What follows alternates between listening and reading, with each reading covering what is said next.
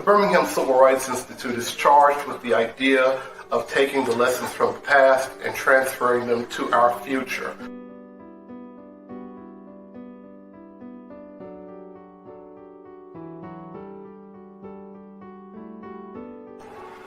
As stewards of history in the Birmingham movement, the BCRI houses incredible collections that show and document where the community has come from and how the Birmingham movement both came to be and was so successful.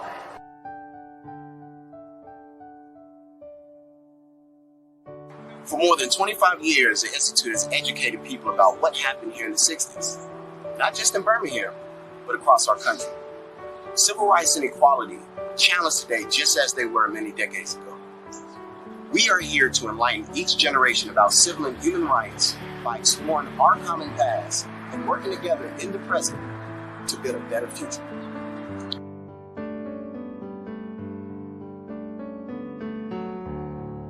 Through many educational offerings, we teach the idea that the changes in Birmingham, Alabama were not just because of Reverend Dr. Martin Luther King and Reverend Fred Shuttlesworth and Reverend Ralph Abernathy. A lot of these changes took place because of the youth in this city. And due to that, we have a mission to share with the youth of today what youth in their generations in the past have done. Through our Legacy Youth Leadership Program, we bring high school students from all over the Jefferson County area here to study this narrative and to serve as docents and ambassadors to the Civil Rights Institute. We have BCAP, which is the Birmingham Cultural Alliance Project, where we visit middle school students and we take them through this history and through this narrative so that they can prepare to understand their role in society. We have outreach programs that visit many schools and institutions to highlight the story of accomplishment, the story of overcoming, the story of a power and the movement that people in Birmingham were able to bring to bear to change not only the city, but the state, the nation, and the world.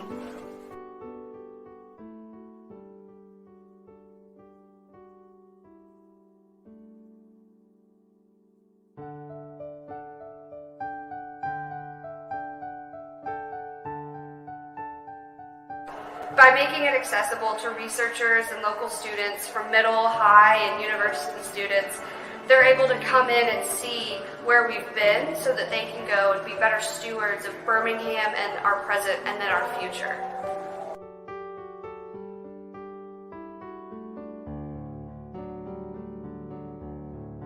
Thank you for joining us for this engaging virtual conversation series.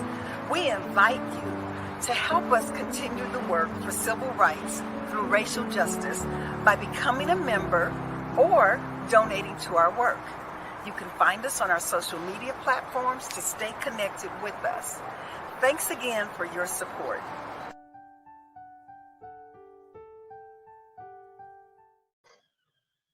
Greetings, welcome. I'm so excited about our programming today. Today we have our reenactment of our Children's Crusade, totally virtual. And so first of all, I just wanted to say thank you for everyone that's tuned in today.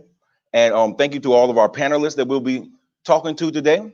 But I have a couple of housekeeping things that I need to do to make sure that we always are doing what we're supposed to do. So my name is Charles Woods III, and I'm the Education Programs Manager here at the Birmingham Civil Rights Institute. And I'm here to welcome you to our virtual Children's Crusade, where our overall theme is what is a change agent and how can you be an effective change agent? And so here at BCR, we want to foster dialogue and conversation about difficult issues and topics and provide a space to have these discussions. Thank you for joining us today, and we're going to go ahead and get started. But right before I get started, I do have a disclaimer that I want to read. And so the opinions expressed as part of the Birmingham Civil Rights Institute's presentations are solely those of our panelists and do not express the views or opinions of their affiliates. BCRI is open to the public Thursday through Saturdays from 10 a.m. to 2 p.m. And we are still exercising the use of time ticketing in order to limit attendance and prevent crowding. You can visit bcri.org to contribute or become a member. And if you'd like to arrange a group tour or have questions about facility rentals or more, simply email us at bcri@bcri.org. And thank you for joining us. So I'm really excited about what we're doing today. And the first thing that I have to do with this is to pay homage to the individuals that we are reenacting their contribution to the civil rights movement in these presentations today. And so first of all, I need to pay homage to our foot soldiers, over 5,000 of them that in early spring of 1963 decided that they were going to organize and march to do their best to change the way that Birmingham was operating during this time period. During this time period, Birmingham, Alabama was probably the most oppressive, racist, segregated big city in the nation. Every aspect of life was segregated, and living under those type of living conditions was difficult for Black people in the city of Birmingham. And these young people, some the youngest being 4 years old, who was arrested, understood that they didn't want to have the same future that their parents were living with in their current time. And so they decided to get involved with the movement. And so with Project C and Martin Luther King Jr. coming to Birmingham in April of 1963, at the call of Reverend Fred Shuttlesworth, they decided to start Project C, meaning Confrontation, and they were going to confront the segregation laws in the city of Birmingham.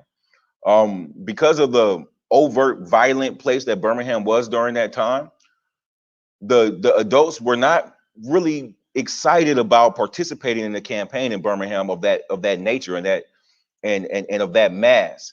And so the children started to volunteer to get involved. And ultimately this became known as the Children's March or the Children's Crusade, where you had 5,000 plus young people coming from every school just about in Birmingham and Fairfield and other surrounding areas to downtown Birmingham, St. Paul's United Methodist Church, to 16th Street Baptist Church, and to march on the city. And famously, they were met with police dogs and Birmingham Fire Department water hoses. And those images really upset the world. And those images went around the world, and it upset the world. And it showed the world how bad it really was in Birmingham. And through the efforts of these young people, they were able to fill the jails in the Birmingham area and put a lot of pressure on the merchants of downtown Birmingham with selective buying campaigns, with boycotts, with marching. And they were really eager to sit down and negotiate to make some changes in the city of Birmingham during this time. And all of this was done by young people of the city. And so we just want to pay homage to those foot soldiers. Hopefully next year, when we get back to an in-person event, we can go back to the way I originally envisioned this day. And so we'll have our foot soldiers breakfast. We'll hopefully have an in-person event where young people from around the area can come out and learn more about how they can contribute to changing the world.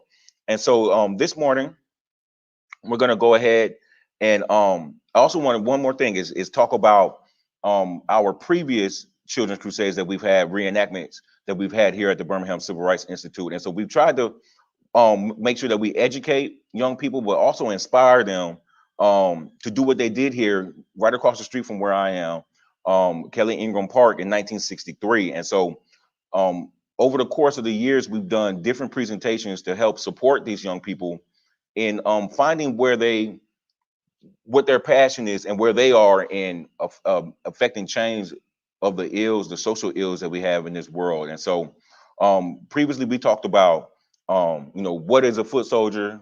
What does that look like? How do you support the movement? Everyone doesn't have to be out there marching and picketing. Some people can support financially. You could be an advocate. And then we also talk about what is an activist. And so this year we're talking about being a change agent.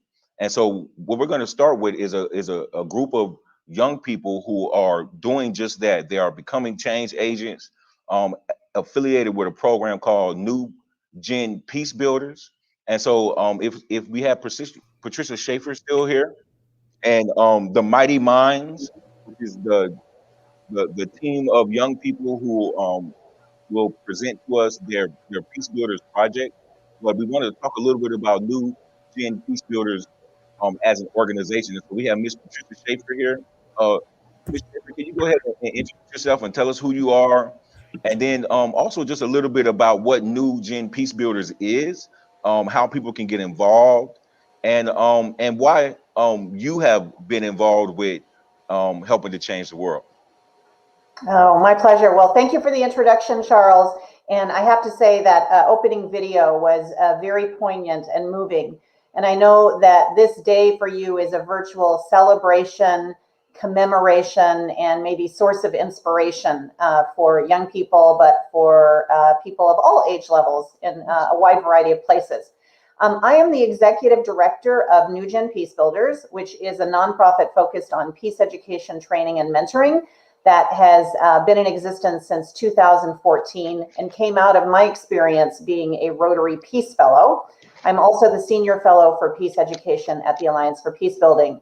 And what really excites me about today is my own opportunity to collaborate with and partner with the Birmingham Civil Rights Institute began about a year and a half ago, when there were leaders in Birmingham who said, we would like to bring this New Gen Peace Builders peace education, training, and mentoring experience here. We know in the 8 years it's existed, it has been being delivered and growing in various states and several countries outside the United States. And we think Birmingham is the perfect space and place to bring young people together from high schools to go through this experience. And so it's really an honor to be here. And if it weren't for your collaboration and partnership and inspiration, Charles, I don't think we would be where we are today. And where we are today is less than a week ago, the first cohort of New Gen Peace Builders in Greater Metro Birmingham became certified as New Gen Peace Builders. And that happened because they went through basically a 3-month learning journey that began on Martin Luther King Day and completed with their execution of their peace projects. So there were a total of 11 peace projects that were created at the end of the day. I love your thematic, how to be an effective change agent, because we say, how do you, from a peace building perspective, you are an effective change agent if you are identifying an issue, and as Charles called it, a social ill, a social or economic or political ill. You are doing your research to understand what the challenge is. You are partnering with local groups that are engaged with the issue and have knowledge. So for instance, sometimes nonprofits, and you're actually planning very thoughtfully and carefully the milestone, the steps, let's call it the march, for lack of a more powerful word than that today, to actually completing a project and trying to make a difference. You're going to hear today from a team called Mighty Minds. And so the only other thing I would say about Mighty Minds before they get to tell you their story, and Charles and the team from BCRI guides them, is one of the principles we convey in New Gen Peace Builders is we are all trained to think that negative peace is what peace building really is. And that means reducing the bad, reducing the harm, minimizing the things we don't want to see happening in the world with any group of people or groups of people.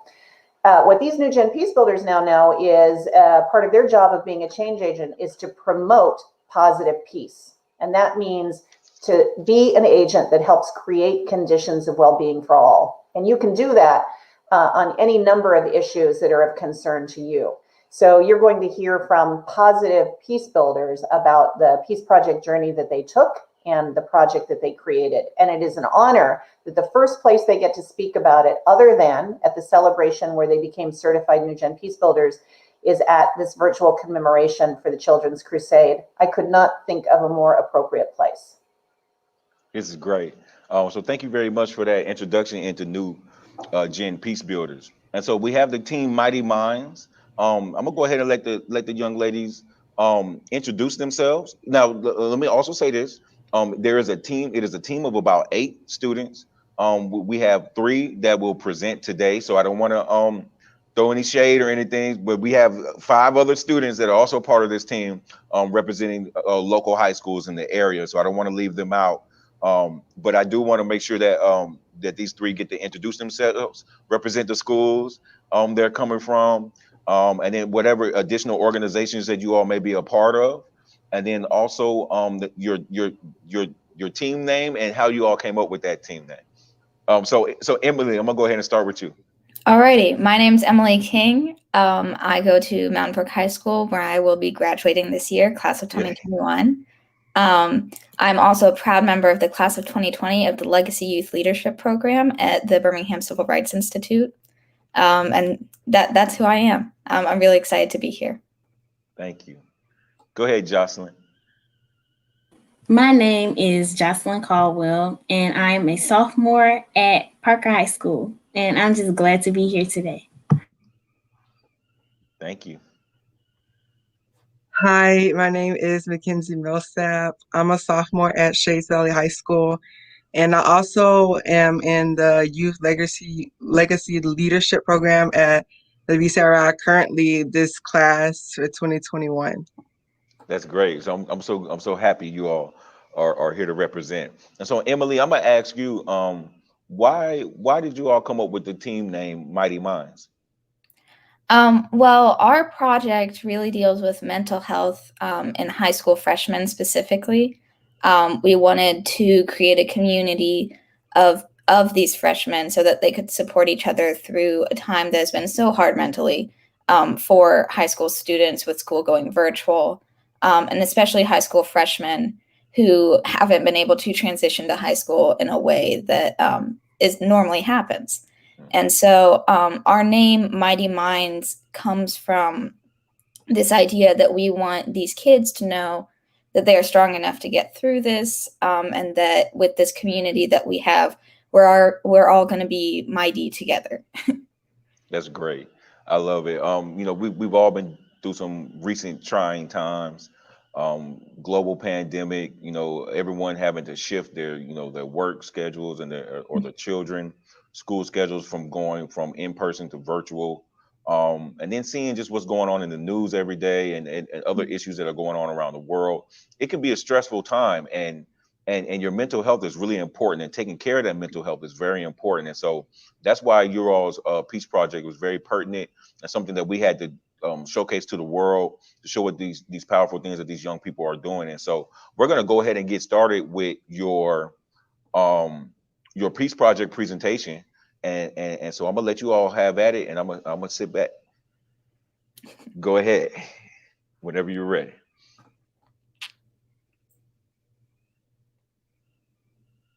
Awesome. Okay, well, I'm Emily King, and we are Mighty Minds, a team of students from A.H. Parker High School and the Birmingham Civil Rights Institute's Legacy Youth Leadership Program, completing the 2021 Birmingham New Gen Peace Builders Program.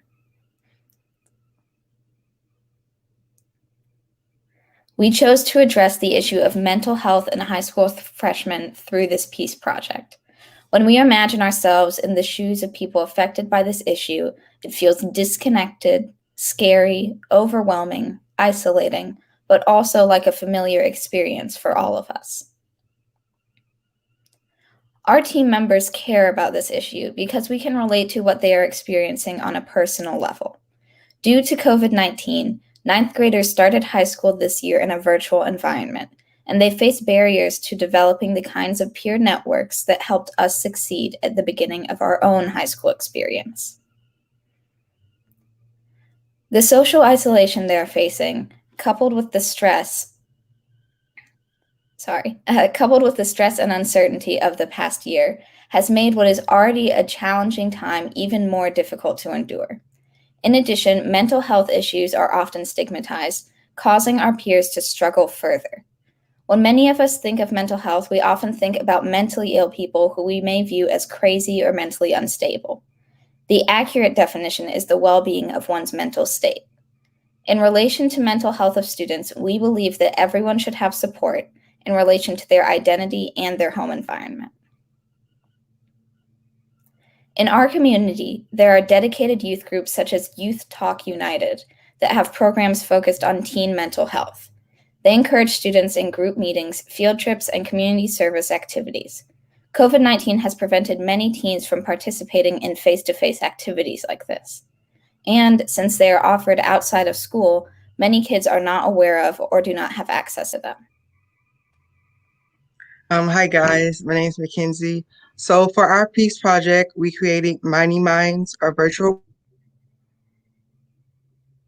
program that provides an opportunity for ninth graders to meet new people, gain an understanding of high school, learn about mental health, and feel supported. This project is an example of both awareness and service. We aim to bring personal awareness for students of their mental health needs and serve them by sharing supportive tools and coping mechanisms. We started by surveying Parker High School ninth graders to assess their interests, what they have experienced with mental health, and how we can meet their needs. We were so excited that 69 people responded. We learned the most common ways COVID-19 has impacted students' lives: stress and anxiety, disappointment and sadness, loneliness and isolation, loss of a loved one, and financial setbacks.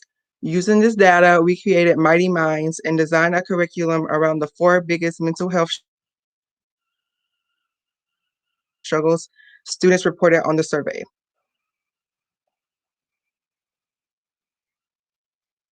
The curriculum consists of 4 sessions, starting with a session on the importance of being in community and building relationships, followed by 3 more individual sessions focused on coping with disappointment and sadness, loneliness and isolation, and stress and anxiety. With the support of our Parker ninth grade teachers and administrators, we arranged to hold Mighty Mind sessions on Thursday mornings during ninth grade advisory at Parker. Each session begins with fun music from our playlist of uplifting songs suggested by ninth graders. Our team then presented an introduction to Mighty Minds, reviewed group discussion norms, and engaged students with icebreakers and discussion questions. We presented helpful definitions and positive coping mechanisms for each session's topic, and then facilitated discussions in breakout rooms. We ended each session with main takeaways and encouraged participants to join us for our future sessions.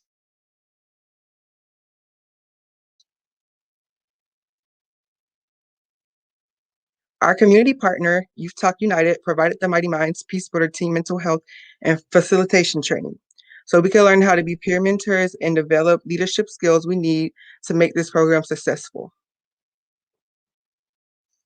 To prepare the curriculum, we also educated ourselves on specific information concerning teen mental health and the 4 main challenges Parker students are facing. Finally, our project is completely virtual, so we will need technical skills to be able to meet with students every week and facilitate educational sessions in breakout rooms.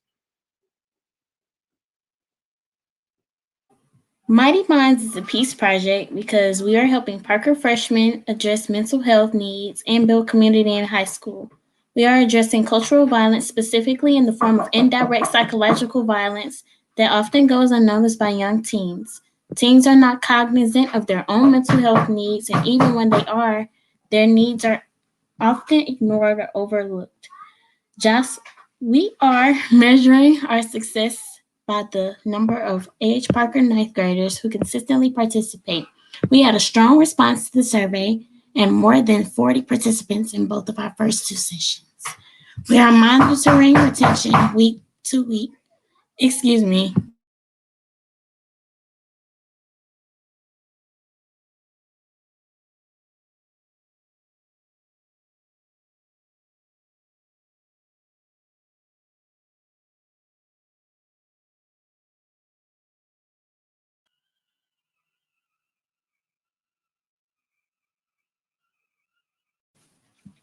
We are monitoring week-to-week retention, gauging how comfortable students are with discussing mental health and gathering feedback from students, volunteers, and teachers.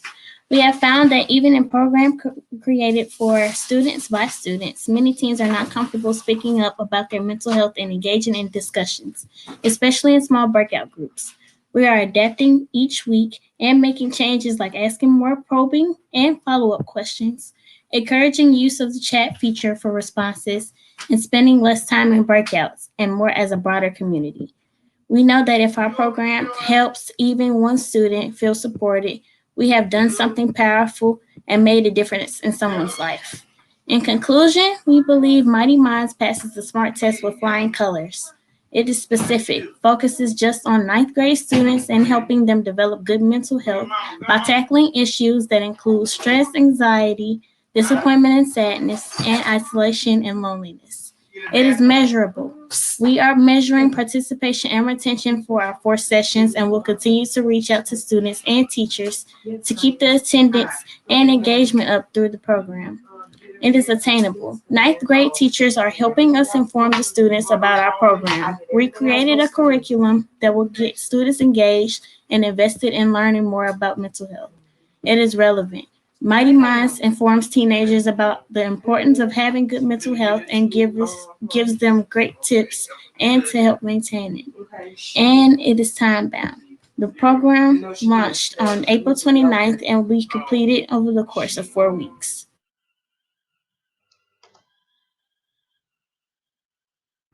That's great. So you all, in your presentation, you said you had 2 sessions so far and about 40 participants, if I'm not mistaken. Yeah, Have you all? our third session was this past Thursday. So Great. yesterday, yes. So how did it go with that session? It went really well. We made some adjustments to the format of the session because we constantly want to be adjusting it to make the students the most comfortable. So we originally planned to have breakout rooms for each, all of the students to discuss these discussion questions about their own mental health.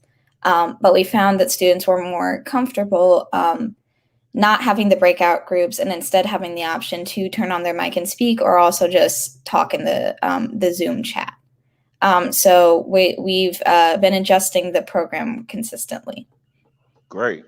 And so what has the response been from the individuals who are actually participating in the program? Does it seem like this is something that they're getting some growth from, and they're starting to understand more about themselves? Yeah, I think so. Mackenzie or Jocelyn, do you want to explain some more about that? Yeah. A lot of the responses that we have been getting from the students, they just trying to like figure out more.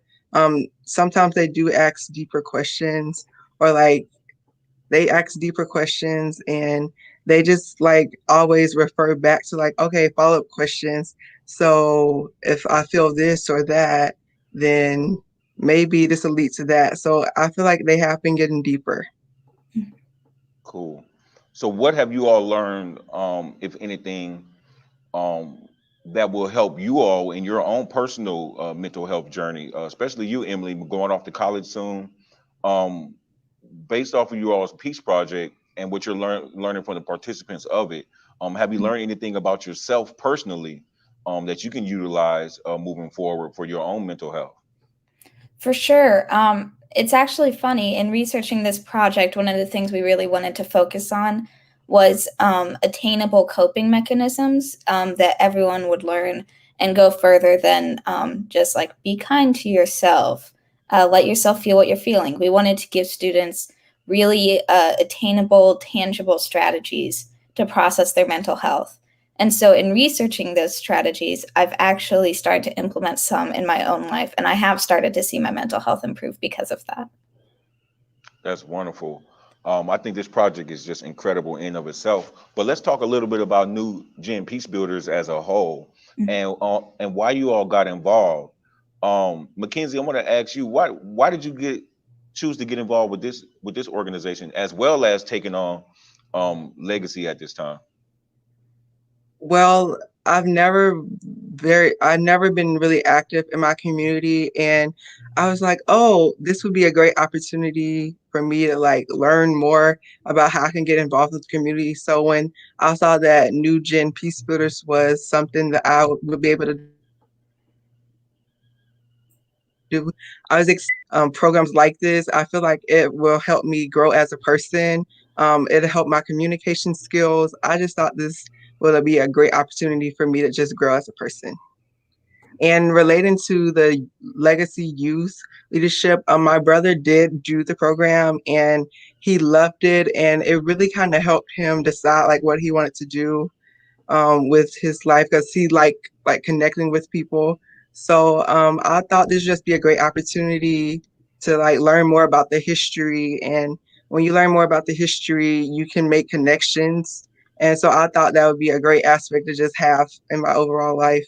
Like it would guide me through adulthood. Excellent. What about you, Jocelyn? Why did you get involved with New Gen Peace Builders? Well, my teacher advisor is Michael. She mentioned the program to me, and I was in SGA at the time, and she presented the program to us, and she thought that I would be a great candidate, and she just kept pushing me to do it. So I finally decided to look into it and see what the program was about and things like that. And I watched a video on New Gen Peace Builders that they offered to us, And I really loved the video, and it just caught my interest. And I thought that I would like to make a change in my community too. So I decided to go ahead and sign up for the project. Oh, this is great. You all are so inspiring. And so, Emily, I'm gonna start with you. What kind of impact has being a part of New Gen Peace Builders had on your life? And what's maybe one thing that you can think of that you're gonna take what you from what you learn from them on into your future life?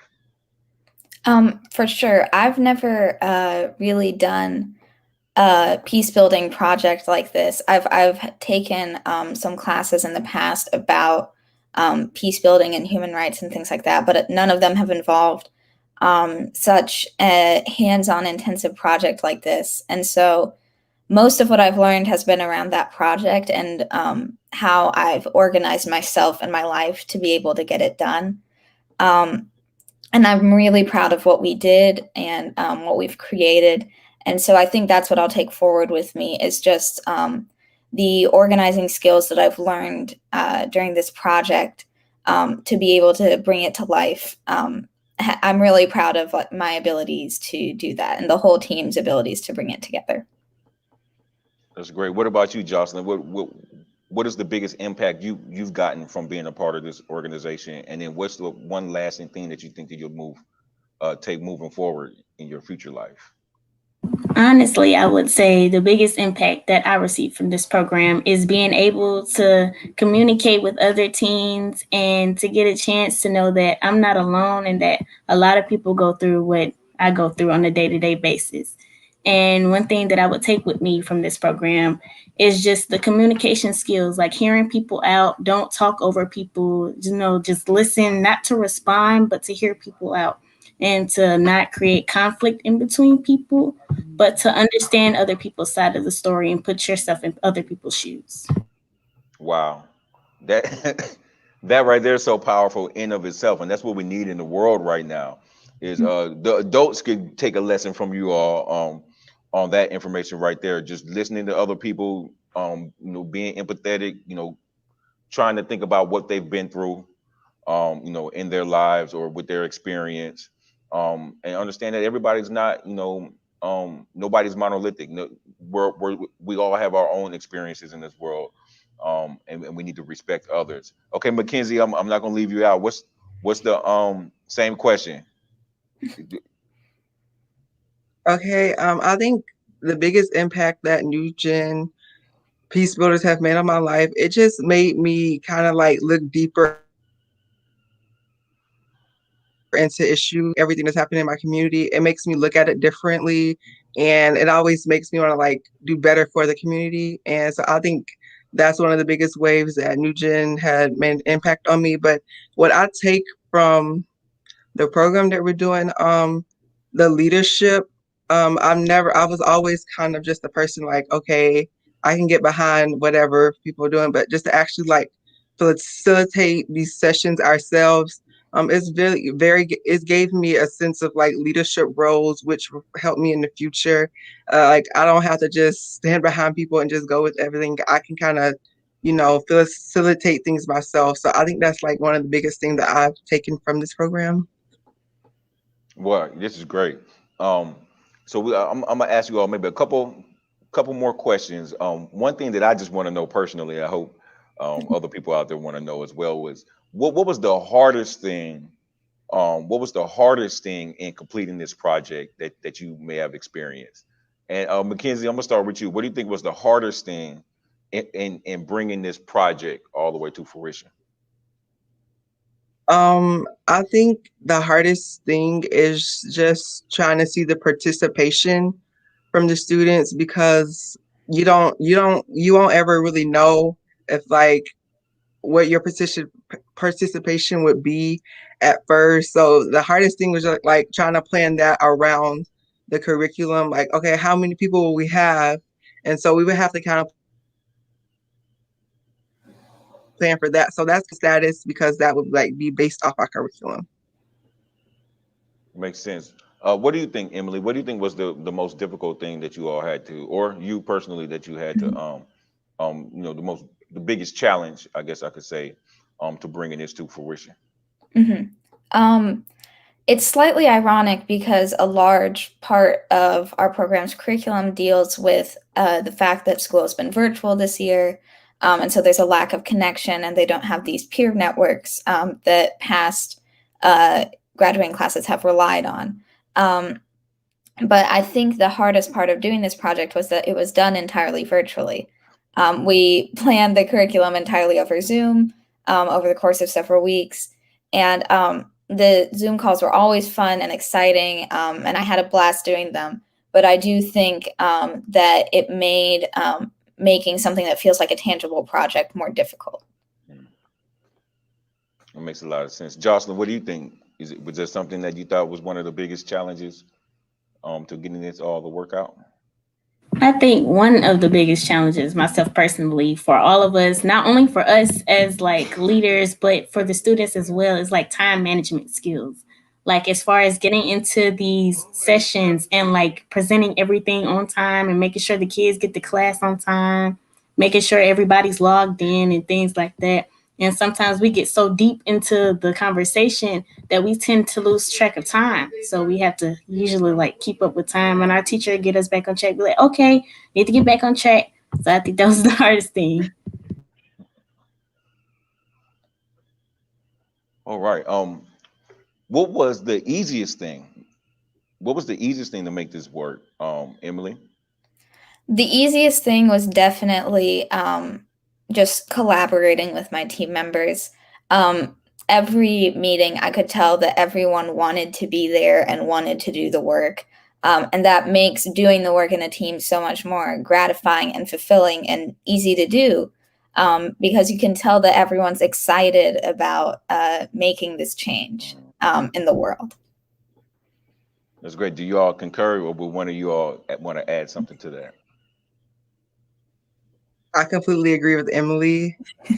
That was definitely the easiest thing about the project because it's so many great students that I work alongside with. So I agree. All right.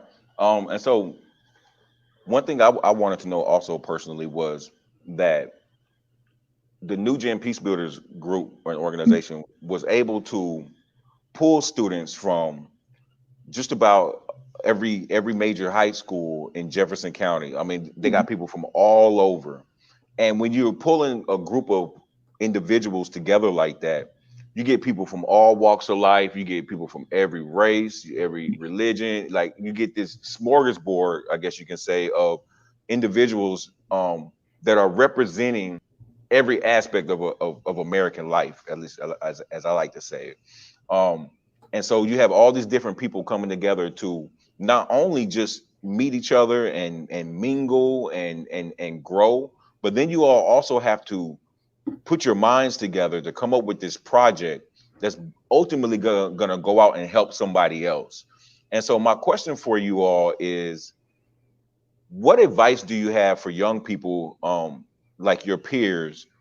What advice do you have for them navigating new spaces and navigating those new spaces when you're around people that may not be exactly like you, but you know we're all similar in some light. But how, you know, what advice would you all have for young people who may be new to those type of situations and are gonna have to learn to navigate those situations, and then also, you know, come not only just navigate but also, you know, progress forward, you know, or build something. I don't want to say that everybody's going to be doing a peace project, but you kind of are doing a peace project as you're, you know, living your life every day, interacting with different people and people that are different from you, and still maintaining those relationships and all of that. So what kind of advice would you all have for young people like your peers for navigating those type of spaces where you're being introduced to people who are totally different than you, maybe come from a different walk of life, but you all are put in there to come together for a common cause? Personally, I would say the most important thing is to be unashamed of being yourself. And that's a very hard thing to do. It took me many years to kind of learn how to do that and break out of my shell. But if you do that, you will learn that no matter how different someone may seem from you, you will get support from all corners of the world, all walks of life, all races, creeds, genders, sexualities, everything. There will be people who will love and support you for exactly who you are. And I think that creates a much more fulfilling life. You become a much more peaceful person, and peaceful people bring peaceful times. So I like that. Peaceful people bring peaceful times. I'm going to write that one down. Mackenzie, what advice would you have? I would just say always try to have an open mind. Like allow yourself room for like new ideas and a lot of times people get closed off and they only restrict themselves to like one idea or one thing, or just try to keep an open mind. Everything's not going to be your way all the time. So if you just try to like understand that and work with that and just keep an open mind saying, maybe this won't work, but maybe I can try this. So I think that's the number one advice I would give people, just to try to keep an open mind. That's great. Jocelyn, what word of wisdom do you have for us? I would say to not compare your life's journey to anybody else's, because everybody's on their different walks of life, and you might want something that somebody else has and it might make you jealous because of that. But you have to realize that we're all living life on our own, and we came here by ourselves, we're going to leave by ourselves. So you have to realize that we are only living for ourselves, and we have to do things that make ourselves happy. Wow. Where'd you all get all this wisdom? Jocelyn, you're a sophomore? Yes. Okay. Mackenzie, you're a sophomore as well? Yes. Oh, man. So we got some future leaders in this city that are really doing things. And so I just want to thank you all for being with us today. I'm not going to hold you all up any further, but I do want to just mention that the BCRI's Legacy Youth Leadership Program is one of our flagship programs. We're going into our 12th year, if I'm not mistaken, maybe 13th year. And we've had young people, a part of that program, go all the way to South Africa for a collaborative program with the Nelson Mandela Museum there. We've had students go to Washington, D.C. for a collaborative program that we have with the U.S. Holocaust Museum in Washington, D.C. But this is our flagship program where students really embark on a 12-week intensive American history curriculum where they learn, they do their Beyond King projects, where they learn about other notable civil rights leaders beyond those people that we always think about, Martin Luther King Jr., Rosa Parks. And they are able to become docents for our galleries in the summers. They get their volunteer hours where they give tours to family reunions and other groups coming into the Institute. We did this completely virtual in 2020 and still had a successful experience. And so our application is open for this program on Martin Luther King Jr. Day. So Martin Luther King Jr. 2022, go to our website, fill out one of those applications if you have a young person that is high school year age, and have them come check us out. But what we're going to do now is we're going to continue to move forward with our programming. I want to thank the team Mighty Minds once again for their excellent Peace Builders project. I want people to be that are listening to go to the New Gen Peace Builders website and see what their organization has to offer in your area. It may be a program going on just like this in your local area that you can be a part of coming up. So thank you all again for that. And so what we're going to do now is that we're going to pause the programming for just a moment as we show you all one of our great videos that have been put together by our marketing manager. And so and then we're going to come back with another panel discussion with change agents who have done things in the past and also ones who are doing great things currently, affecting change in our world worldwide. So thank you all again, Mighty Minds, Legacy Youth Leadership members, A.H. Parker High School students. Shout out to A.H. Parker High School, Barry McNeely, over there. And also shout out to all the foot soldiers who sacrificed aspects of their lives in 1963 so that we can do the things that we're doing today, and so that the Birmingham Civil Rights Institute can be open, and so that we can continue to further the change that they made so many years ago. So please pause for our programming and then come back to us in a few minutes, and we will continue with our Children's Crusade Reenactment 2021. I'm Charles Woods, Education Programs Manager here at the Birmingham Civil Rights Institute, and we'll see you in just a moment. Thank you.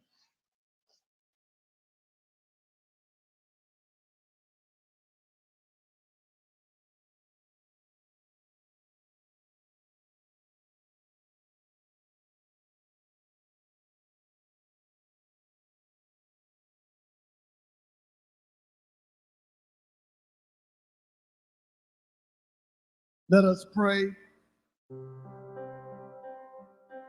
Almighty God, we are grateful and thankful that you have allowed us to gather today on this 55th anniversary of the Children's March, this Children's Crusade.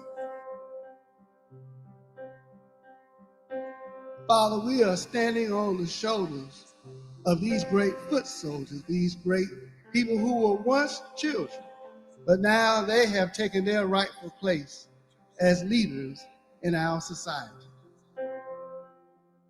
Father, we pray that you will raise up a new group of young people to go forth against all of the problems that we face today, that they would take the lead. In Jesus' mighty name, let God's people say together, amen.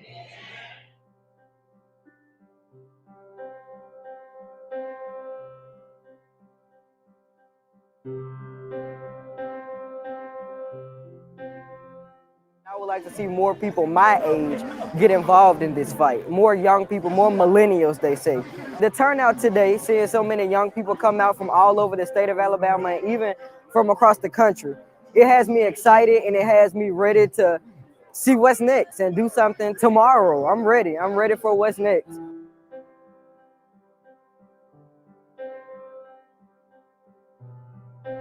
We had an opportunity to show the young people where we had to come from to get where we are right now. The next obstacle for our new generation is to teach others, one teach one, to begin to start teaching others love, not hate, love, not violence, love. If it lifted, what did Christ say? When nothing else will do. Love, even when he went to the cross, he said, love lifted me. We have the power.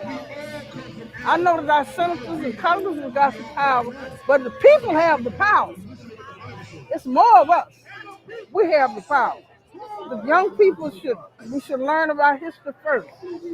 This is important because when you learn your history, it'll help you do what you need to do.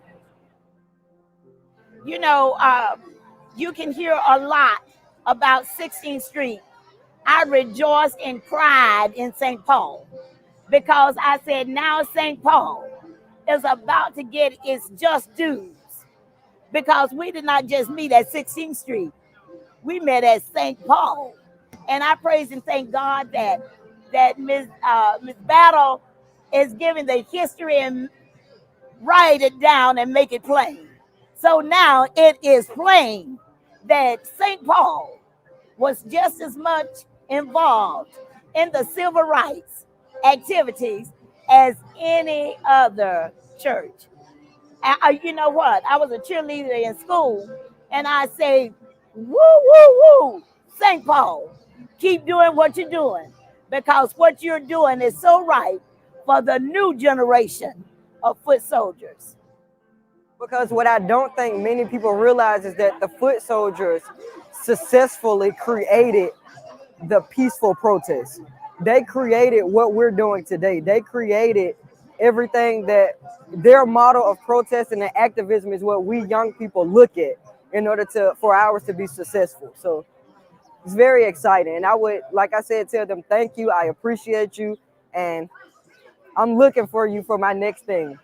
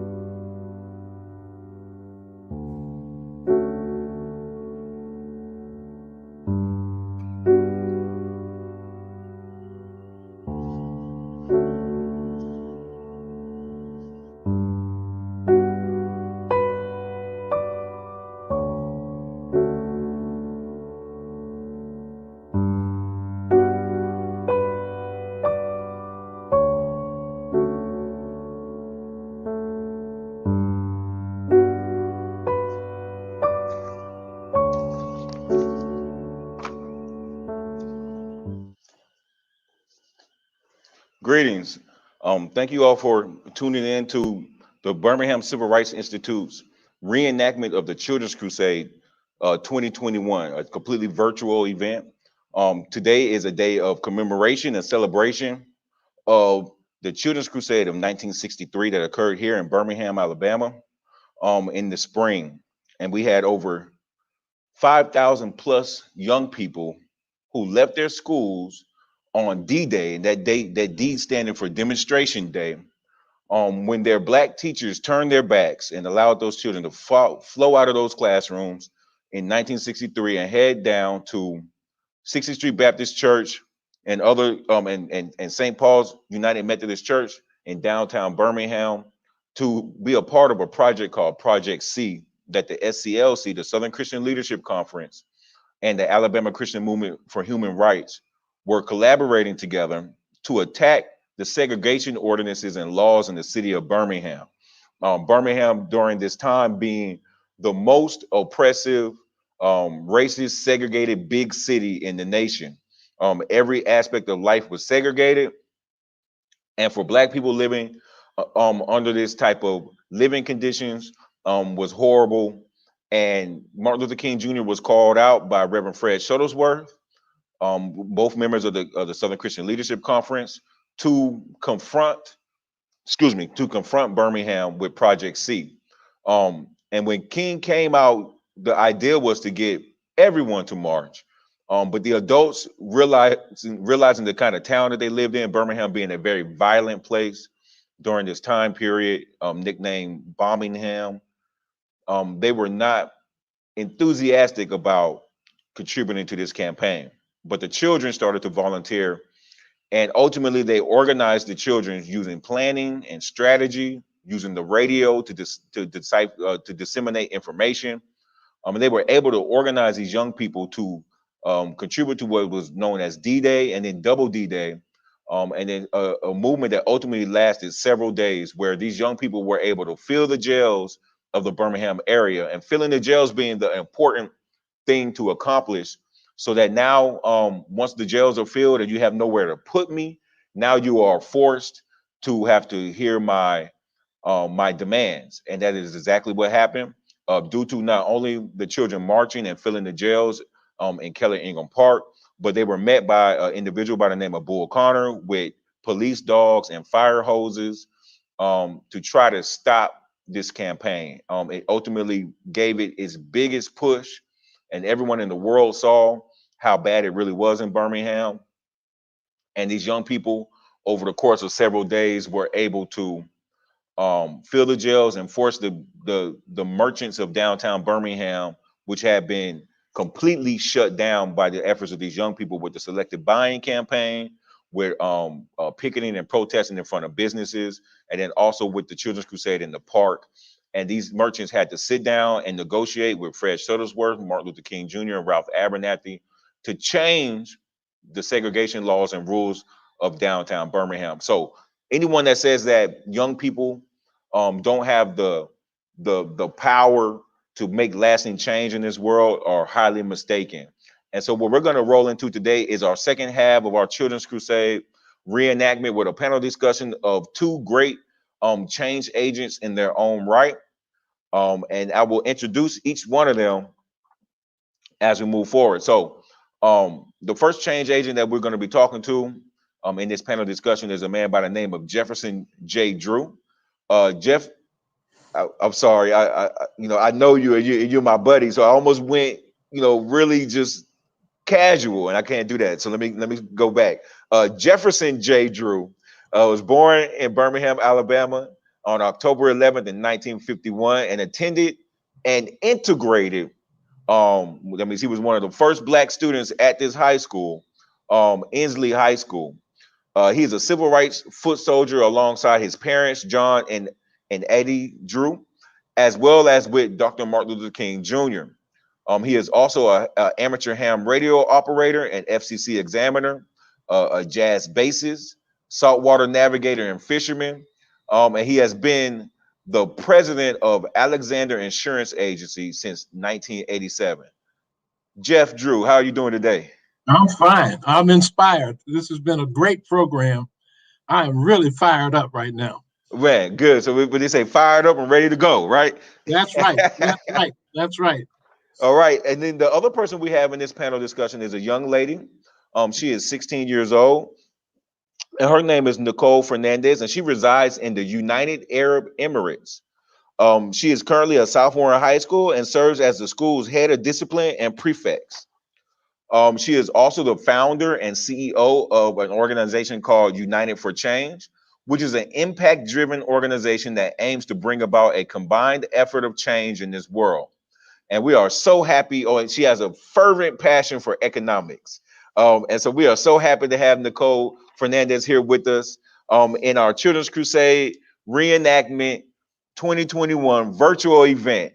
And so this event is really important to me. And so I was really taxing myself with coming up with something that was going to be informative, but also something where these young people can learn about individuals who have either gone through what they're wanting to go through, or where they can get advice of individuals who have been through not only what they want to go through, but also been through starting an organization and really wanted to set out to affect change in this world. And so we're gonna go and kind of just jump right into these questions.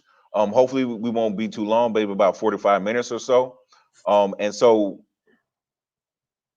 wanting to affect change in the world is a serious undertaking. If you talk to anyone who does full-time activism work or who is always involved, it is a tasking job, and it's something that you have to be very strategic with in your own life if you're choosing to do this.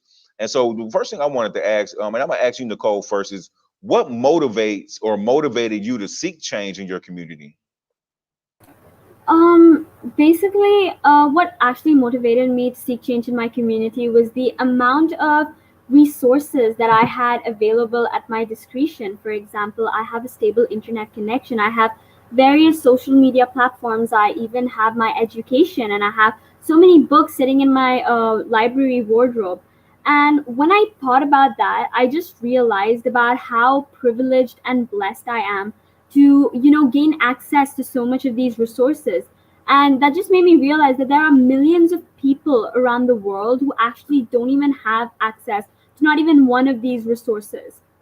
And that's when I thought, what better way to use these resources than to use it for the benefit of others, right? And also, I realized that people today often fail to acknowledge the positive effects that globalization brings in our society. And they also often fail to acknowledge the positive effects of technology in today's world. And basically, we're often so immersed in ourselves in the situations that we're in that we often use these resources for our own benefit.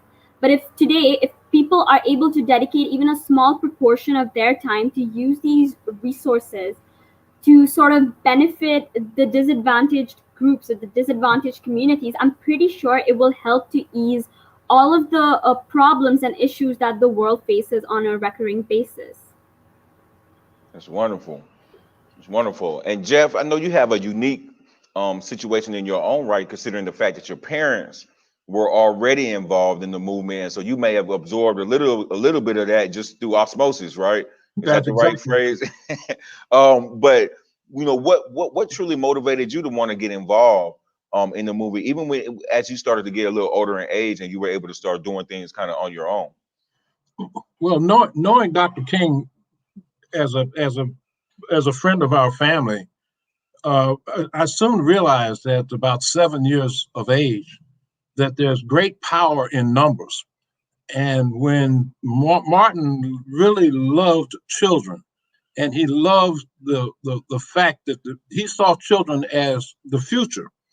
And it was important to him that children understood why we were marching, what this entire movement was all about, and how important it was that they participate.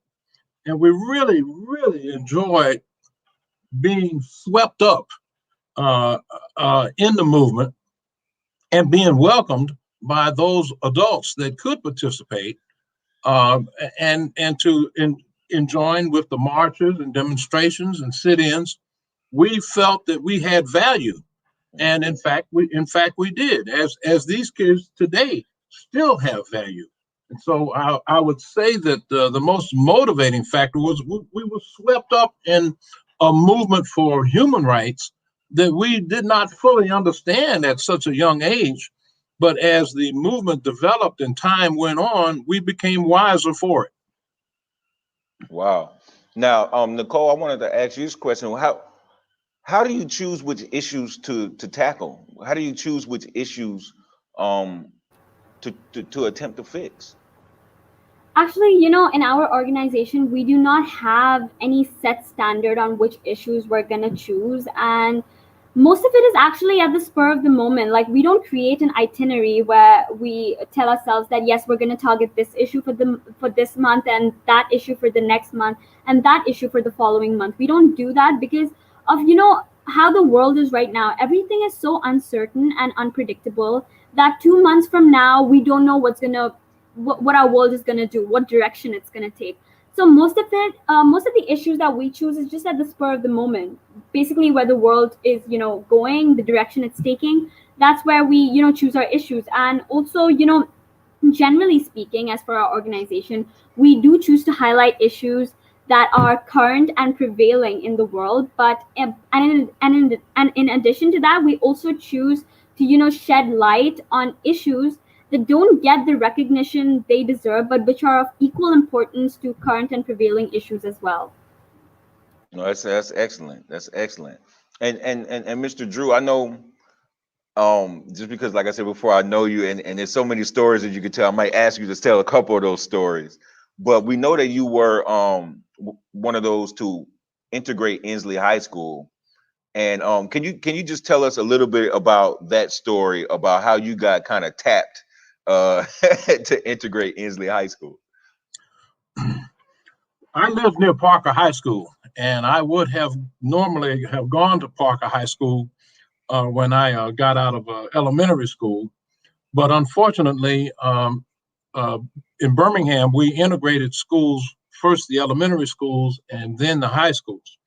Well, when it came time to integrate the high schools, we ran into some adversity. Some students, in fact, Inslee High School was just across a very small street from the projects, and we couldn't find anyone in the projects that would want to go. We canvassed the projects ahead of the start of the school year to see if we could recruit people to come, black kids to come and help us integrate Inslee High School, and we only found seven of us in its entirety.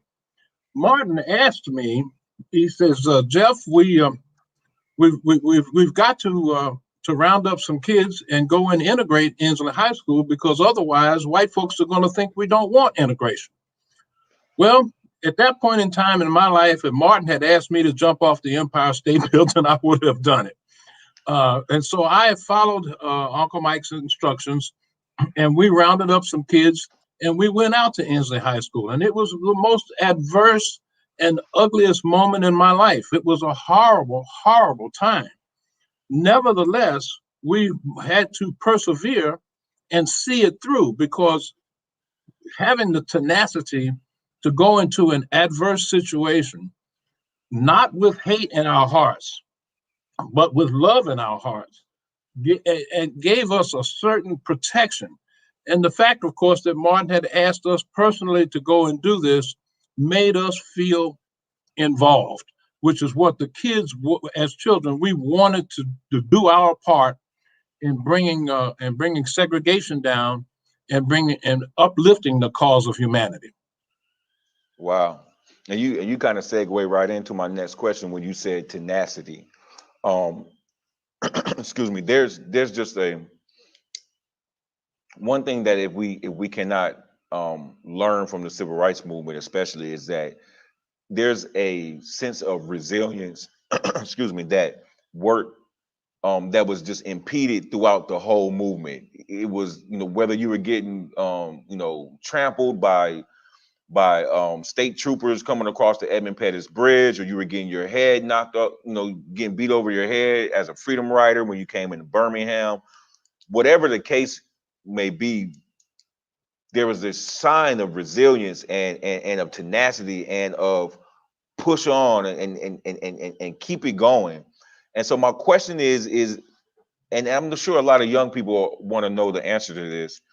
So the question is, what is your advice for staying the course, even when you don't see results right away? We live in what they call a microwave society. I may be dating myself, but that microwave society, we want everything as soon as we possibly can, quick, fast, in a hurry. We got our phones, everything's at our fingertips. And a lot of times people expect, instant results when they're doing something. What do you do? What's your advice for staying the course when they don't see those immediate results? And then also just understanding that, the process of things. And Nicole, I'm gonna ask you to go ahead and start with that. What do you do when you don't see immediate results?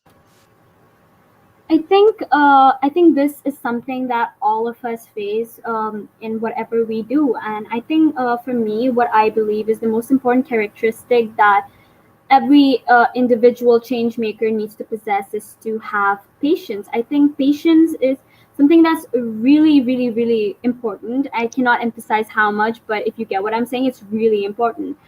Because the fact that patience is such a characteristic that is so undervalued and overlooked, that people don't really understand the significance of it, but it actually is a really important characteristic that we all need to adopt. And usually there's this phrase that goes that only the strong survive. So what that phrase really means is the ones who survive not only have strength, but they also have a great amount of patience within themselves. And that is something that never fails to mystify me. And I'm not just saying that if you're a change maker, you need to have patience. I think every single person in this world really needs to have patience, because it's literally the key to life. As they say, patience is a virtue. It couldn't be more true, if you ask me. And regardless of what other characteristics a person has, like a person could be, strong-headed, or they could be really wise at making decisions, or also, they could have amazing public speaking skills. But if you do not have patience, that sort of offsets all the other values that you have. And if you do not have patience, that will literally diminish and kind of like I said, offset all the other amazing characteristics that you possess, because people will see that, oh, you don't have patience. So that's literally a turnoff. And in addition to that, I think we also need to have tolerance towards the situations that we're in. We need to understand that we cannot control every situation that they're in. There are certain situations where there are certain aspects in those situations which we just need to just leave it and let it take its own course of action for the results to come out. But and really, we need to have that sort of an acceptance attitude where we sort of accept that and embrace the fact that, yes, I cannot control the situation, and I accept that, and I will look for different other solutions to help my plan to become a success. So I think that having tolerance for your situation, for the situations that you're in, the tolerance and acceptance is really important. And in addition to that, having a sense of composure is also really important, because of the fact that you cannot obviously control everything. You need to be calm. Do not overwhelm yourself. And the results that a change maker makes, a change maker aspires to make, it does take a long time. And I usually compare that with investing money. For example, let's say stocks. Now, when an investor invests his or her money in stocks, they usually invested with the aim to get a monetary return out of it. But there are certain, and that return will not come overnight. You will obviously have to wait. And also, there are certain aspects you cannot control. For example, a bad economic climate. You cannot control your economic climate, right? And that's where, and you cannot even control how you're going to run the business in order to get your returns.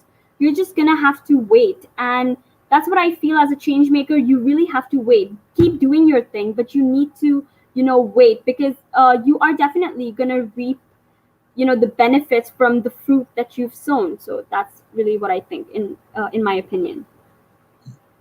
Yeah, that's a very powerful opinion. I think you're a dynamic individual in your own right.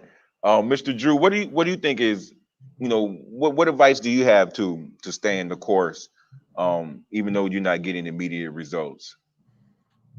Well, I agree with Nicole that patience is important, particularly as we view ourselves as individuals. When we view ourselves collectively, then I tend to leave her philosophy a little bit, because collectively we did want and we still want results, and we have been states' rights and segregationists have asked Black people to wait for freedom issues for years, for over 500 or 600 years. And there were many civil rights slogans that said, we can't wait, we can't wait. Individually, it's important that we engage others, that we listen, that we have patience, that we encourage interaction, which is difficult during virtual times like we have now. It's better to be face to face, where we can, in addition to talking, but we can also feel. But in virtual communications, it's the best we can do for the times that we have. It's still good to engage and to write about it, to talk about it, and to remove those fears of talking and engaging with someone that looks different than you do. Have the courage to break the ice. Have the courage to solicit, to ask a person, how do you feel? But when it comes to us as a collective force, we were like a school of fish, Nicole. If something happened to one of us, we were prepared for that fish to die because there was another soldier to step right up. And having that confidence in numbers gave us great, great power against the forces of racism that we were finally able to attack, and to attack very, very well. So I have to divide my comments between patience and calmness as individuals versus patience and calmness as a collective force, because it can be used against us. No, that's excellent information and advice. And any movement is a collection of individuals who are coming together for a common cause. And so if as an individual you are patient and you are calm, and you are collected and you understand the purpose of dialogue and things of that nature, when you go into the collective, you're bringing that with you, right? And so it helps make the collective strong in understanding that you're, as an individual, already understand that process. And so therefore the next process as a collective can move to we're not going to wait, as a collective, because like you said, with the strength in numbers, now it's about trying to execute these demands that we want and see them through, which is excellent. And you all kind of already segued into my next question. As we were talking about patience and some of the other characteristics, what other characteristics do you all think a change agent needs to have to be effective at what they're trying to do? And Mr. Drew, we're going to start with you with that question. The most important thing, I think, is communication skills. Being able to communicate and being willing to communicate, getting off the bench and into the game. A change agent is first and foremost a research agent. He's trying to determine what it is that is resisting change. And at that point, once he makes that determination, then he can analyze and begin to mold the result that he wants to have. So it's a very, very important that the change agent be a good listener and also be a good researcher. At that point, then he can begin to understand the resistance, why he is not able to affect change, and to design a path, a course of how to make that change happen successfully. And that's really where we are today. Now with the internet and what you call instant gratification, so many people have cameras. The internet has made the world smaller, and has allowed the eyes of the world to watch every individual in his life. At this point, the world can see what the problems are, how divided we are, our different philosophies. And so the research is very easy to do. What is difficult today is how to meld that research in human terms, in terms of humanity. No, so true, so true. Ms. Fernandez, what do you think? What other characteristics are necessary for this type of work to be effective in this type of work? I agree with what Jeff said. I mean, communication is really, really important. You really need to get your voice across. You need to get your point across, and I couldn't agree with that more. And in addition to that, it's also really important for you to research your matter. You need to research whatever you're getting into. You don't just want to walk into a place and and you're just blank. I mean, we all really need to research the industry that we're in and what we're looking for, and the past and the present, and how it's going to affect the future. And I think researching and communication is really important. And I also, in accordance to what I previously just said, I feel, having patience, tolerance, and having a sense of composure, again, that once again, if I could re-emphasize on that, that again is a really important aspect in being an active change maker. But I also believe that, you need to have courage for whatever you're doing. I know it's really hard to amass that courage in the beginning, because you worry about what people are going to think of you. You're going to worry about the criticism you're going to get from the public. But I think that, we really need to develop a thick skin. I think as a change maker, you need to develop a thick skin and just get up from your seat and get to making your change, because I think that's what matters the most. Oh, this is great. This is great. And y'all are bringing it with excellent information and advice for our change agents. So we're going to go into a couple other questions. Let's see here. Being a team player. Team player. I like that. Team player. Very, very, very important. It's fine to have your individual views and perspective, but you also must realize that each human being is a part of the human race, and each human being is important. And so you cannot think 100% only about yourself. You must think in terms of humanity. So Jeff, I'm gonna ask you some personal relationship questions that you had with Dr. Martin Luther King Jr. Those of you that didn't know, with the Montgomery bus boycott going on in 1954, when they implemented the plan that they were not going to ride the buses, they did something called carpooling a whole lot. A lot of people walked. But those who were maybe too far from their places of business or wherever they had to work, wherever the case, they would do something called carpooling. And so as a way to try to stop that particular movement, they started giving tickets and accusing the individuals of carpooling as acting as a taxi. And as a taxi, you have to have a certain type of insurance. And so during this time period, A.D. King was who was Martin Luther King Jr.'s younger brother, was a local preacher in the city of Birmingham, in the Inslee area, actually. And when the people of Montgomery that were participants in this boycott were getting these tickets and this harassment about being a taxi, they realized that they needed a certain type of insurance. And so King reached out to some individuals to see if he could find someone to handle those insurance policies. And so A.D. King referenced Mr. Jeff Drew's father. And that's what kind of established that relationship with Martin Luther King Jr. and the Drew family. So I can give that story because I know that one, and it's pretty simple. But Mr. Drew, what I know that King had and it has an immense influence on just about everyone worldwide that knows who Dr. Martin Luther King Jr. is. He has influenced them in some way.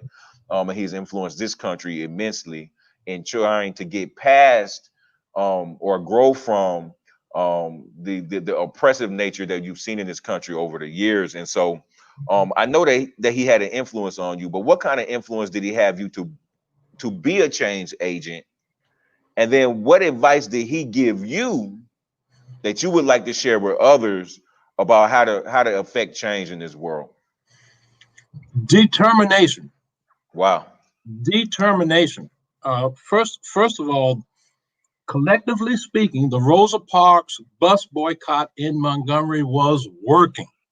It was working. When Black people refused to ride the bus in Montgomery, it broke the back of the Montgomery transportation system because of the loss of money.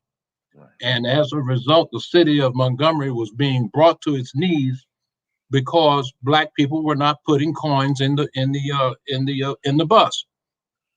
When, once again, this collective nature gave us a sense of power that we used to help break the back of Montgomery and to further the cause of civil rights.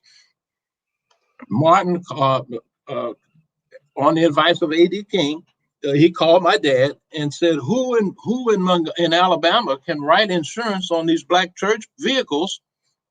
Because at that point in time, the Freedom Riders buses were being bombed, looted. People that were riding the bus were being beaten nearly to within an inch of their life. It was a very dangerous time. Again, courage. My dad said, fine, I will find someone to write insurance. And he had to reach all the way out to Lloyd's of London to find a company that would be willing to write insurance on those black church vehicles and comply with the Montgomery Ordinance, Nicole, so that the boycott could continue. With that kind of cooperation and facilitation between Martin and my dad, this was a successful campaign. So my dad's role in this was, if Martin had asked him to do it, he certainly was going to do it. Again, determination. We were determined to stick together because it was only by sticking together that we had that collective power. You understand?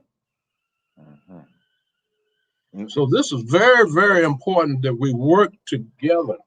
The boycott, at that point in time, when Dad went down to meet with Martin, Martin asked if he could spend time with Dad here in our home in Birmingham, and Mom and Dad had certainly said yes.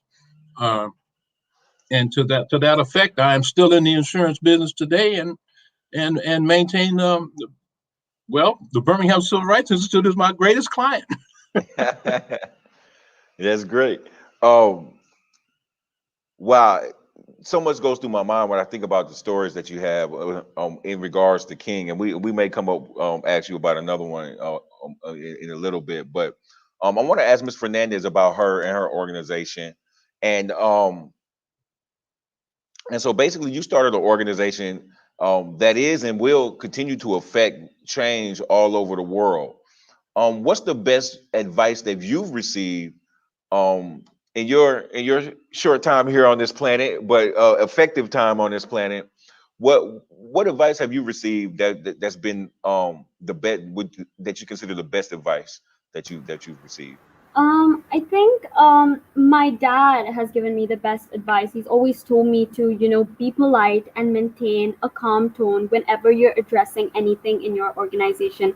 Like I previously mentioned, you do not have control over every situation that you are in. And that feeling, because of the control attitude that we all have, that feeling is often when you know that you can't control everything, you often get overwhelmed and frustrated. And that was also the case with me. And I would go to my father and I went out to him saying, oh, this is not going my way and that person is not responding and it's annoying. And then, he'd always tell me that, okay, whatever you want to address, make sure that you use polite words and you address it in a polite way. And if you have to say anything to anybody, make sure you're saying it in a very calm tone. You're not raising your voice. You're not being over-expressive or anything like that. And I did try to implement this because there was like this instance in my organization when there was one situation that didn't really go my way. And I was frustrated and I wanted to express my frustration to the opposite party. But then I realized, why am I getting myself so worked up over this particular situation when I have 10 other situations that are going in accordance with my favor?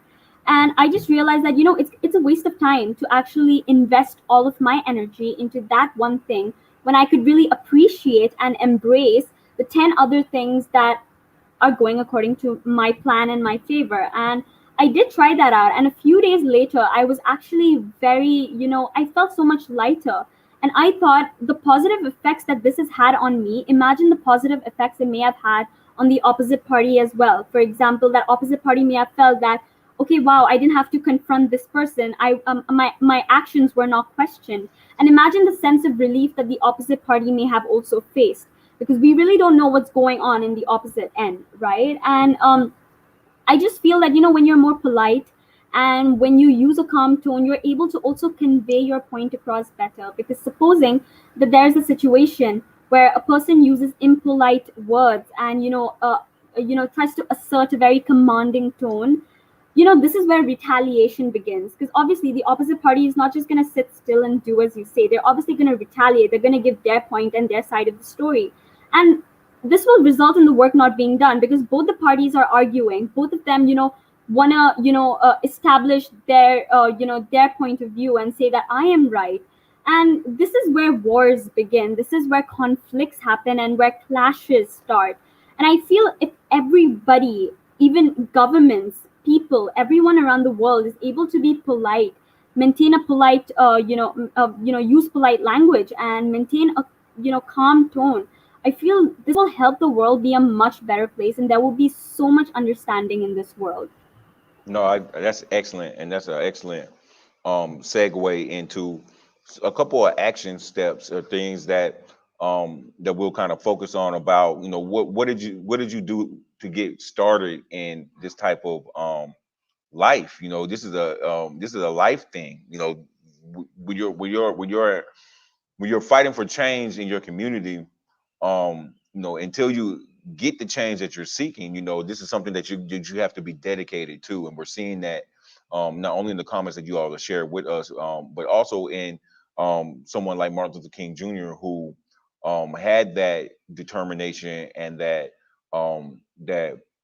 staying power. He also had that polite tone, and he could communicate. He was an excellent communicator and orator. And I always say in my tours here at the Birmingham Civil Rights Institute that he was also one of America's greatest scholars. He doesn't really get that credit, but he should. He was a dynamic individual. I'm not going to go into his resume right now. You all can Google it, Wikipedia it, and we all know about King, but he was an excellent scholar in his own right as well. And so one of the things I want to ask both of you is how did you take those first steps to get involved in making change? And Jeff, you kind of alluded to this a little bit, but I kind of want you to kind of go into your own psyche about those first steps in embarking on something like integrating an all-white high school in the city of Birmingham. And Nicole, for you, those first steps will be, when did you, and how did you take those first steps in starting your organization? Or, did you come up with some social ill or something that you wanted to solve first, and then that kind of segued into you creating an organization? And so, Jeff, we're gonna go ahead and start with you. What were some of those first steps into getting involved? And I know that your family was involved with the movement, but what were some of those first steps for you in your own mindset about having to actually go out there and do this? Well, as you will recall, that the peaceful protest of an unjust law required a certain, as Nicole alluded to, a certain a personality. It required that you had some dignity and some self-respect for yourself, and that you not allow yourself to be stereotyped by people that had no knowledge whatsoever of you or your culture or your family or your background. And so holding yourself in a dignified way allowed us to have the necessary armor to go and be spit on, and to be be hurt in ways that you could not imagine and not retaliate. It was that inner peace that we had that gave us, I think, our greatest point of attack. We were, as students, they wanted to provoke us. They wanted a reason, and they did not need much of a reason to hurt us. But if they had any reason whatsoever, then their cause of retaliation, which would in most cases be very brutal and violent, would be justified. We would not give them that satisfaction. It was important that we maintained our dignity and our self-respect in the face of that adversity. And in many ways, in fact, Uncle Mike, Martin Luther King, told me, he says, Jeff, hatred will actually kill you over time. And I think that adage is true. If you embrace hate in your life over your lifetime, it may very well kill you. And it was important, and I cannot stress it strongly enough, that we acted with dignity, that we did not flame up with and being impolite and curse and bring weapons and incite violence and incite. It was our calmness and our peace and composure that helped break the back of segregation in the Birmingham school system. Wow. That's just powerful in of itself, and my mind is really turning right now, thinking about next questions. But Nicole, I want you to have an opportunity to weigh in there and tell us about the first steps that it took for you to get involved in making change, and what did that look like, and then also when did you decide to start an organization? So I decided to start my organization during the 2020 summer vacations that I had. And when I wanted to create an organization, I wanted to create an organization to help people leave their impacts in this world. I didn't want it to just be about me leaving an impact and me establishing my mark. That's why United for Change is an impact-driven organization that aims to bring about a combined effort of change in this world.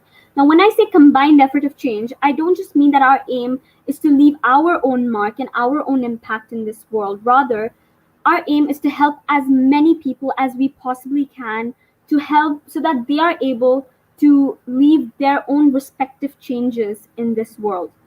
So therefore, the goal of our organization similarly aligns with the topic of today's discussion, which is how to be an effective change agent. And basically what we do is that we equip people, aspiring change makers rather, with a team, the logistics, the resources, as well as the expertise, so that it can help them be an effective change maker in their community. So some of the first steps that I've taken was, obviously, I started out with communication. I started communicating my idea to a lot of people. And then what I did was I started gathering together a very diverse team that would believe and share in my passion. And I did take a very long time to gather together, to sort of like harness and combine together a very fruitful team, because I believe that if you want to make change in this world and you want to help people make a change in this world, you need a team. A team is very important. You cannot go about making change yourself. You need people to support you. You need people to believe in you, and to sort of like, it's really important to have a team, and that goes without saying. And I really invested a lot of my time trying to find some really some really great minds that could sort of come together, and we could sort of create our change together in this world and sort of help others create their change. And after investing so much time in all of this and trying to garner an amazing team, I am happy to say that United for Change now has 30 plus members from so many different parts of the world. We have members from UAE, we have members from India, USA, France, Jamaica, Kenya, Costa Rica, Indonesia, as well as Egypt. So I do believe having a team is really very important for you to make a change in this world, as also to empower others to make a change in this world. Wow, this is great.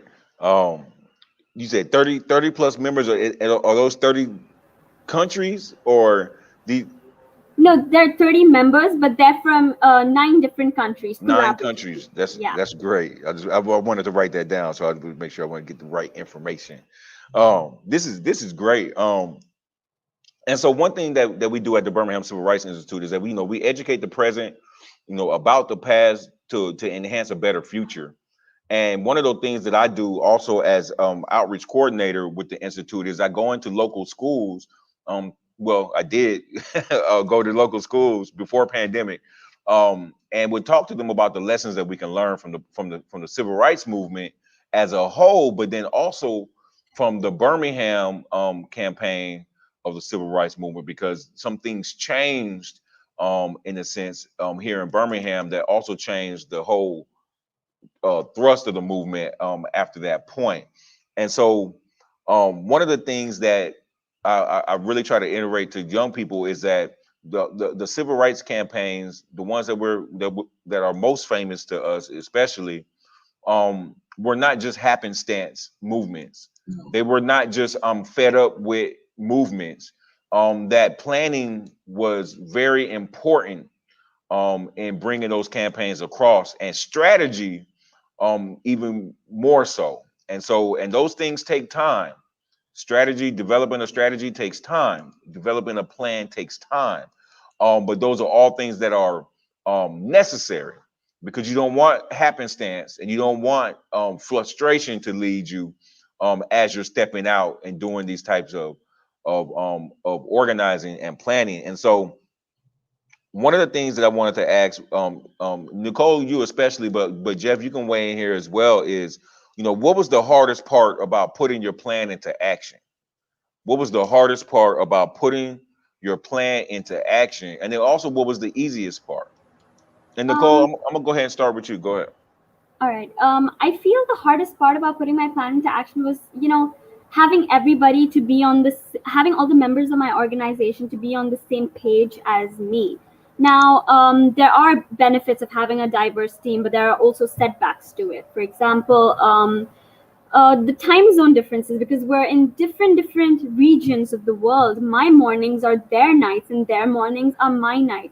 So, it's really hard to sometimes, sort of like have everyone be on the same page as me. For example, having a meeting with all members will be a little tricky thing to do and a challenging thing to do because of the fact that, everybody has their own commitments, and because of the time differences, it really does, have its own set of difficulties. But I do feel that, I'm working on to sort of mending the sort of a problem that we have. And secondly, when I say that having everyone to be on the same page as me, there are often times that, people in your own organization don't have the same drive and the same passion as you do. And when you look back on it, it's sort of, it's kind of sad because, there are some people who don't really believe in as much as you do, but I've taken up the responsibility that, yes, I will be a part of this. So, that is a difficult thing to navigate through at times, but I do believe that this is not that my organization is only facing. I feel that there are also several organizations that face this, and this is also a very, very common issue. And I'm just the solution that I'm working to help sort of like mend this problem is that I am looking for ways to retain the interests of the members of my organization, because I know that they have needs and they want to be catered to also in different ways. And I'm definitely looking for different ways to sort of retain their interest so that at the end of the day, we're on the same page, we have the same drive and the same motivation. So, yeah. That's great. Jeff, did you have something that you wanted to add to that? What was the hardest thing about putting your plan into action? Well, realizing the belligerence of white segregationists, realizing the resistance in government, and both in state, local, and federal government. As a young civil rights worker, I did not realize that hatred had grown and had such deep roots in government. And the hardest part was trying to understand why government wanted to permeate segregation and racism. I did not understand what the benefit was to separatism and to segregation. over the years, I realized that it was a power play, the protection of power and the power structure, white supremacy, and that philosophy basically was inhumane. That it did not allow for humans to surface their ideas in terms of humanity. The hardest thing was realizing that the gains made for me today, the gains made during the movement, the civil rights movement, are being reversed for political and all of the wrong reasons, for political and racial reasons. That white supremacy wants to devalue the rights of others. It makes no sense to me, and this is very hard for me to accept, because it appears that we must fight this war constantly, it's never going to end. And if that's the case, we are certainly doomed as a human race globally. So I think that that was the hardest part for me to come to. And in fact, I really don't want to accept the fact that racism and hatred has grown in this world over the past 50 years. I would like to think, perhaps ideally, that we had made some gains, permanent gains, but nevertheless, the television and the news media do not support that we have made these gains that we had dreamed about. I'm sorry to say that, but it's just a fact. It really hurts to see that we are digressing instead of improving as a race.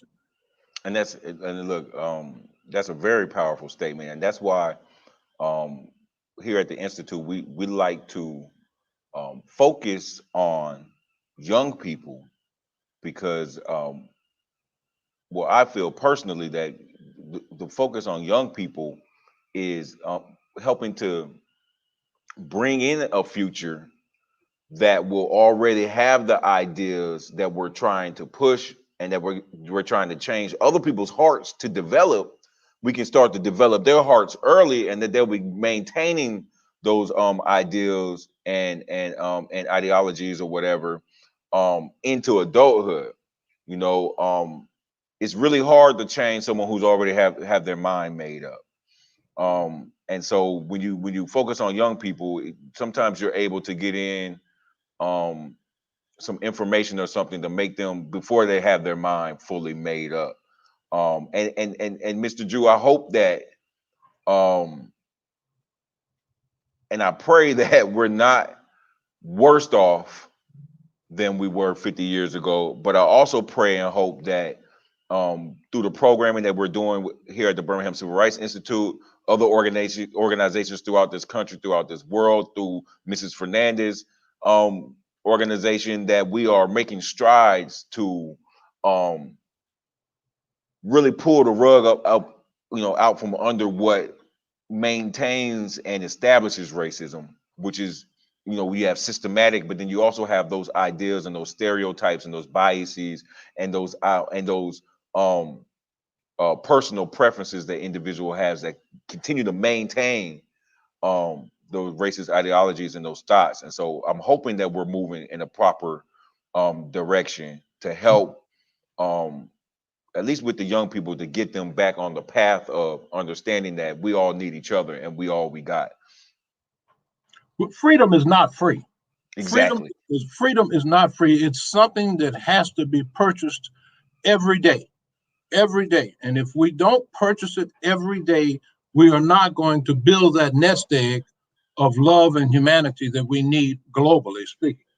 No, you're exactly right, and that segues right into one of our final questions, and that is, this is for both of you all. What personal sacrifices have you all had to make to not only implement your plan, but to do this change work that you're doing?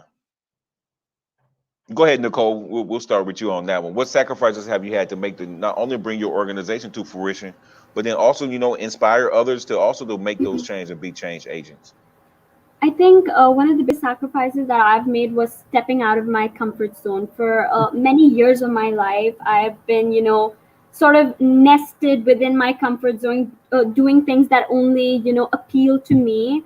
And starting an organization like this, it was a whole nother thing. Like, I've never gotten myself immersed in something like this ever in 16 years. It was like when I was 15, that's when I started to just, divulge from my normal path into something like this. And truly, there is so much to learn that I believe I just have 5% of that knowledge, but there's so much more that goes into detail of this. And I am obviously looking forward to learn more.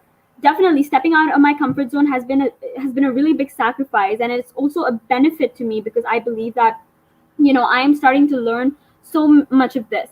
And United for Change, alongside the fact that it is a project to sort of help people to make their changes in the world, I also look at it as a personal development project. I want to explore areas about myself that I really didn't know of.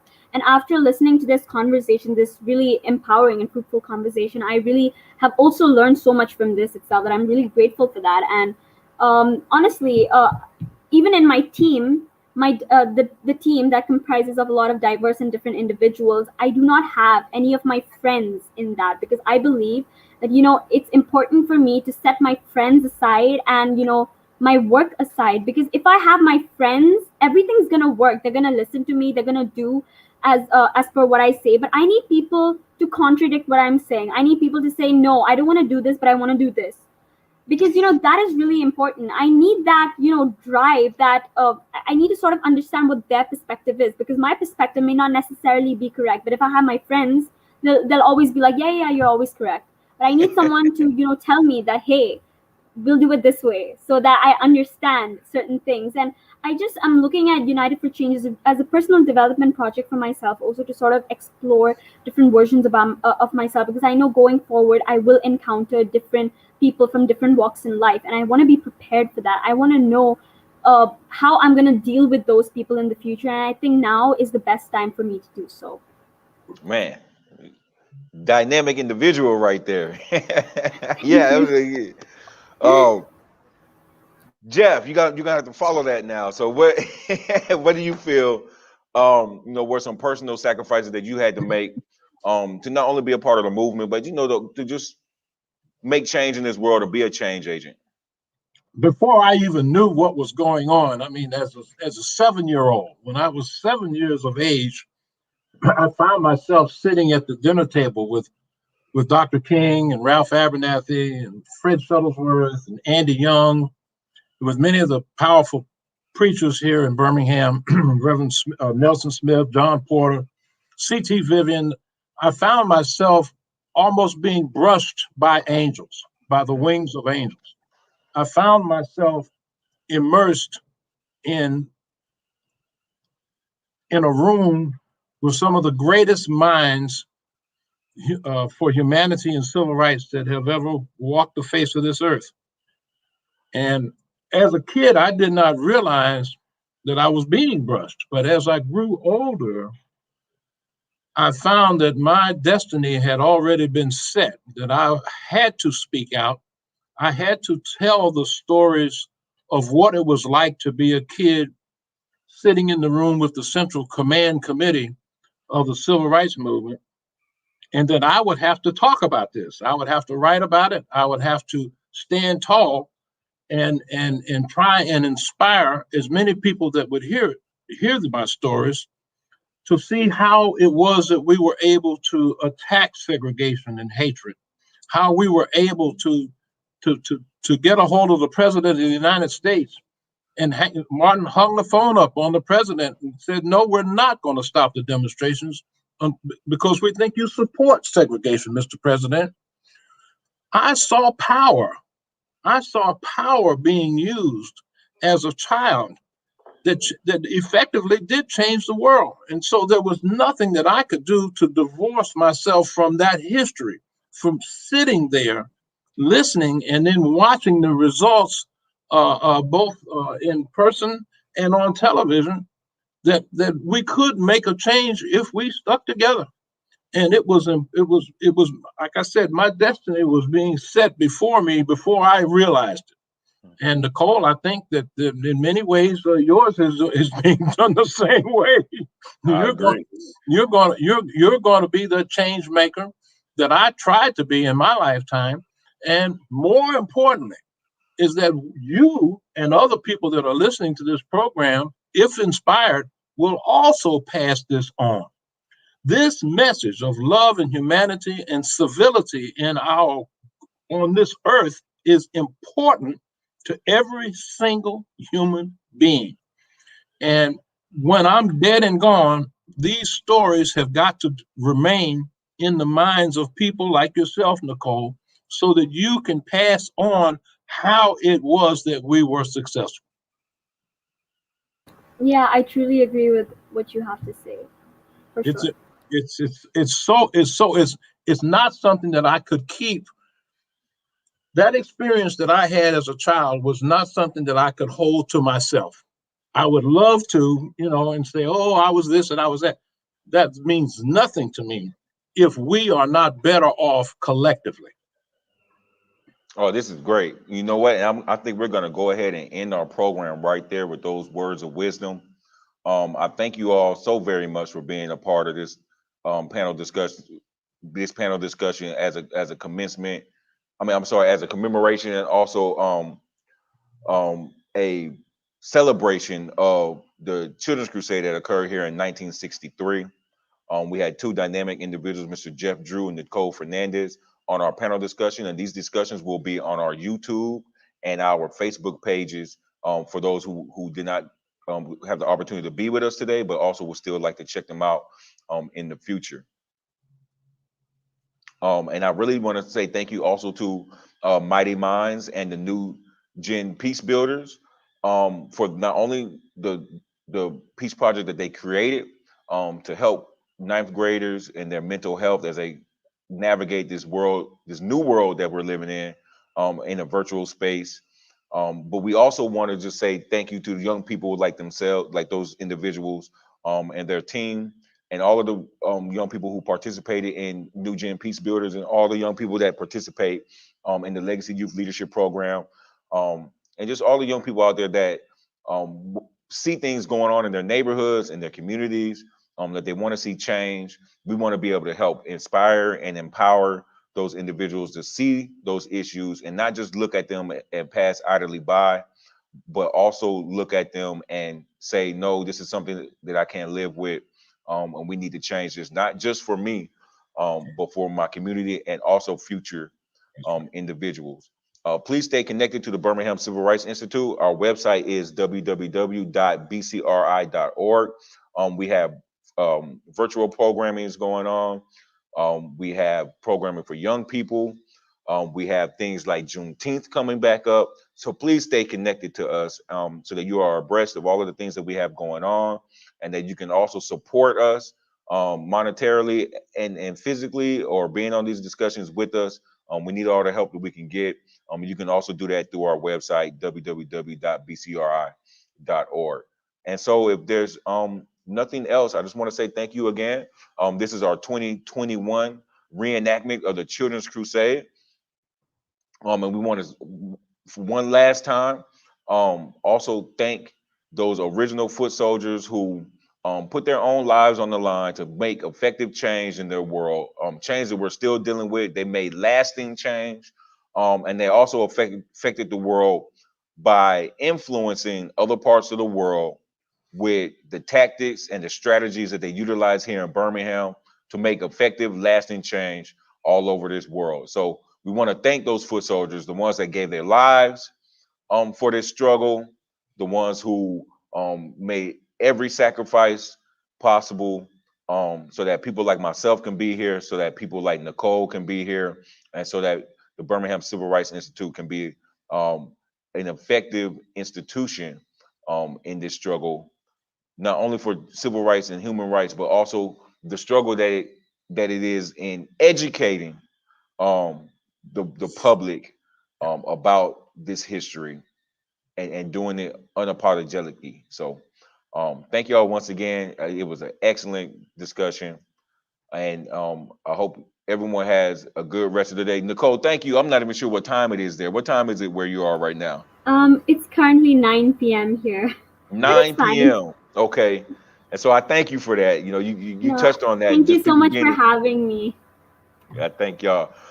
And so we will end our 2021 reenactment of the Children's Crusade. Thank you again. Y'all have a good rest of your day.